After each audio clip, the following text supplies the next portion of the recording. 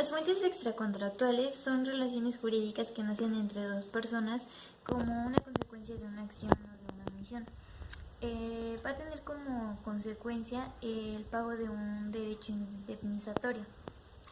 Aquí se van a producir daños a otras personas y por lo tanto va a provocar el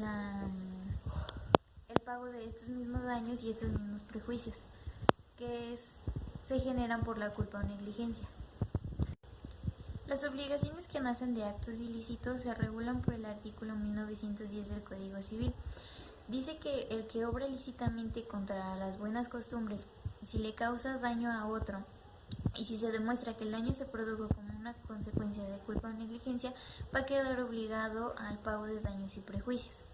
El artículo 1913 habla sobre cuando el daño se produce por el uso de mecanismos, instrumentos, aparatos, vehículos, automóviles o diferentes sustancias. Se obliga a responder por el daño de estos que estos van a causar sobre la persona, y con la condición de que si se demuestra que el daño se produjo por culpa o negligencia inexcusable de la víctima, el propietario se hace responsable por los daños que ésta provoca.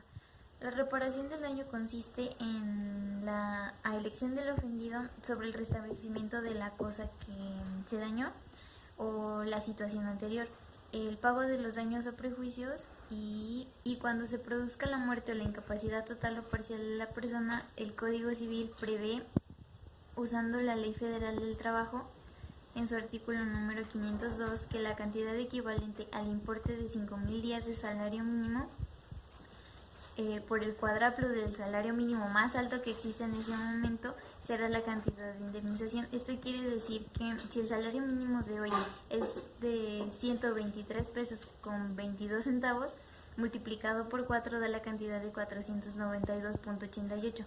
Este multiplicado por 5 da 2.464.400 pesos. Esa cantidad va a ser la cantidad que se va a pagar por concepto de indemnización. La declaración unilateral de voluntad comprende el hecho de ofrecer al público ciertos productos o servicios. Así el dueño se obliga a sostener su ofrecimiento y por lo tanto a cumplir lo prometido en el mismo ofrecimiento. El enriquecimiento ilegítimo se da en el momento en el que sin causa se enriquece del detrimento. El detrimento es el perjuicio al interés moral de otro, se obliga a indemnizarlo por la pobreza en la que se encontró él en ese momento, en medida de el que el otro se haya enriquecido. Cuando se acepta el pago indebido y se procede de mala fe, este queda obligado a abonar al interés legal en cuanto se trate de capitales y frutos percibidos, y cuando los deja de percibir, produjeron después. Además, también tiene que responder a todos los daños y prejuicios que se irroguen al que lo entregó hasta que lo puede recobrar. Irrogar es causar daño o un prejuicio. La gestión de negocios se describe cuando una persona no tiene un mandato o no está obligado a encargarse del asunto de otra persona conforme a los intereses del dueño del negocio. O sea, el gestor debe desempeñar su cargo con toda la diligencia para el que se le contrató.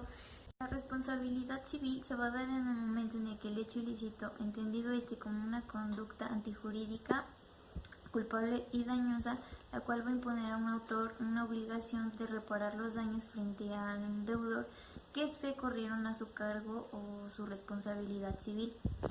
Esta responsabilidad civil es completamente subjetiva.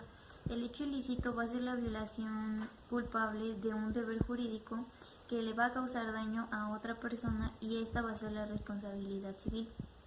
La responsabilidad civil es la obligación generada por el hecho ilícito, la cual se traduce en la necesidad de reparar los daños y prejuicios a otro.